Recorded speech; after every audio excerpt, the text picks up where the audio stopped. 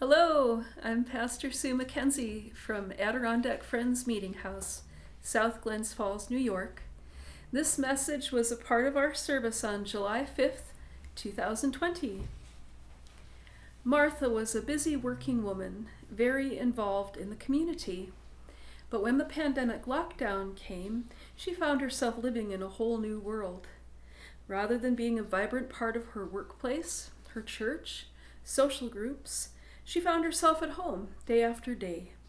She was stressed by the threat she perceived during trips to the store, by her dwindling savings, by the indifference of people not wearing face masks in public, by the lines, rules, the strangeness of the face coverings, and the shortages.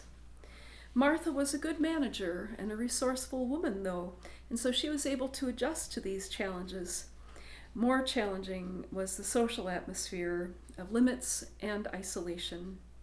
Not one to be on the internet or to own a cat, she found herself reading old titles from her bookshelf just to spend time with familiar persons, although fictional they were. Martha lived in an old neighborhood of big spacious homes with open front porches. Neighbors tended to sit on these porches, but Martha did not really know these people. With everything going on, Martha started to get a bit depressed about things. She began to resent her neighbors for their habit of sitting out on their porches in big, happy family groups as she saw them. She began to suspect that some of them may have had more visitors than they really ought. Some of them played loud music that was strange to her ears. They ran smoky barbecues, or they had noisy children.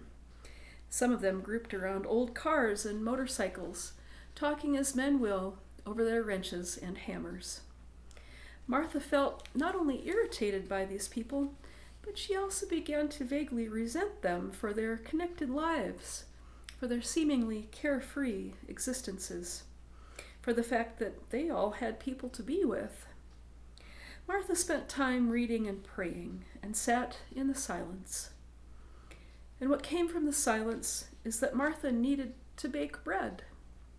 So she went to the kitchen, took the dust cover off of her KitchenAid mixer, pulled out all the bags and bins and boxes of flour, yeast, sugars, and salt. Working far into the night, Martha set up 16 loaves of bread, kneaded and raised the loaves, and baked them, setting the timer 4 different times to accommodate each baking of the loaves. As she baked, she forgot about her irritations, her loneliness, her hard feelings, and sour grapes. As the loaves came out of the oven and cooled, she carefully wrapped each one, adding a note, and placed each one in a bag. Before the morning light began to rise, just as the robins began to sing, Martha set the bags of bread into a laundry hamper. She carried the hamper of bread outside, set it in her son's old red wagon, and started down the street. Before the morning newspapers began to arrive, each front door on Martha's street had a bag with a fresh baked loaf of bread for each neighbor's family, with a handwritten note extending neighborly friendliness to each home from her own. Going back to her home, Martha's feet and back were exhausted and bruised, but her heart was lighter than it had been in a long time. With the rising of the loaves and the rising of the robin and the sun, with the love extended from Martha's kitchen into the world, Martha's heart felt more joyous and complete than it had for months. Thanking her higher power for strength and wisdom, Martha turned in and she slept for hours.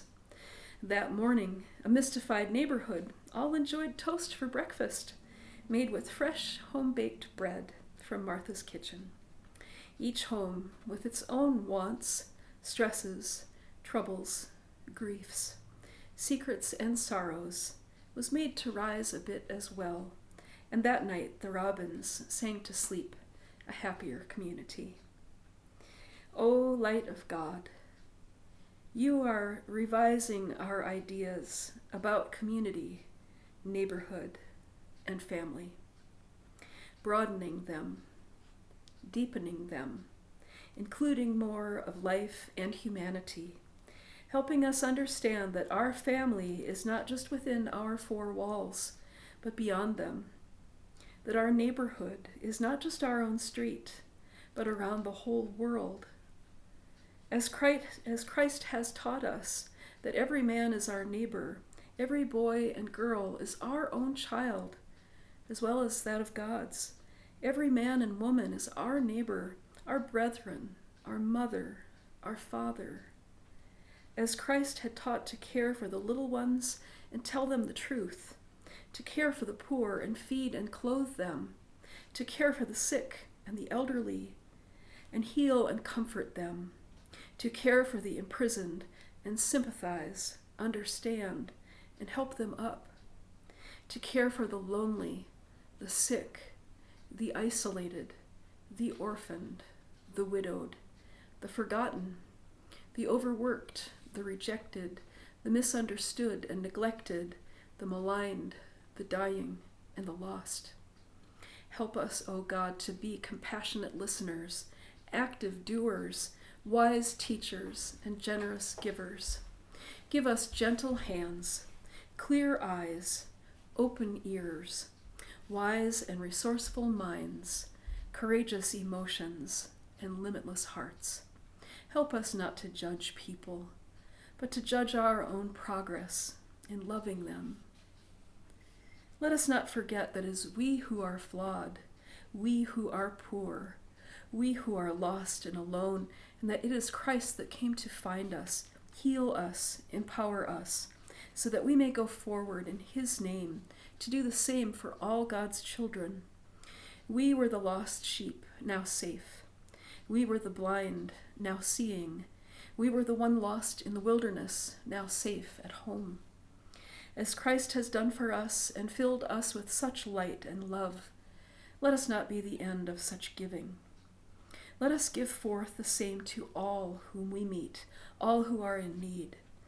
If we cannot give them each a meal, let us at least look into their eyes and know that someone cares about what they have been through and are experiencing. Someone believes them and that they should have better in God's time. Let us not be the judge of humanity, but let us only be the judge of our own humanity and humanness, and work every day to meet what God is asking of us to give. Thank you so much for joining us again today. We'll see you next time. Until then, Pastor Sue MacKenzie from Adirondack Friends. Amen.